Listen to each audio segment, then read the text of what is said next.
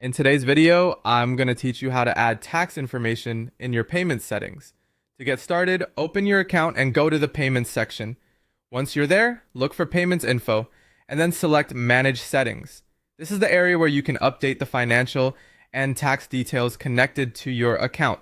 So take a moment to make sure you're in the correct place before moving on. Next, find the option for United States tax info and click add tax info.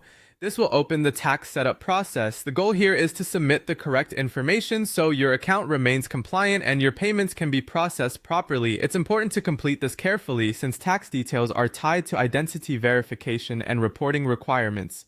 When the form appears, choose your entity type. In this case, you'll select individual. After that, choose the correct tax form based on your status. If you are not a U.S. person, select W-8BEN. If you are a U.S. citizen, select W-9. Choosing the right form matters because each one is designed for a different tax status. If you're unsure which applies to you, it's a good idea to confirm before submitting anything, since selecting the wrong form can delay approval. Once you've selected the form, fill in the requested tax details. This typically includes your tax identification number, such as a TIN or SSSN, along with your address. Make sure everything matches your official records exactly. Even small differences in formatting, spelling, or address details can sometimes cause verification issues, so it's worth reviewing each field carefully before continuing.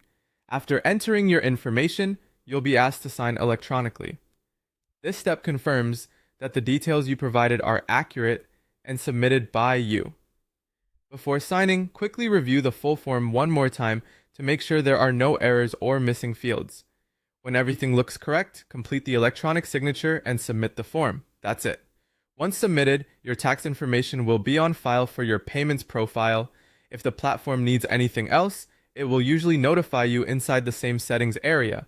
To avoid payment interruptions, make sure your tax information stays current and is updated whenever your legal or address details change. Thanks for watching, and that's how to add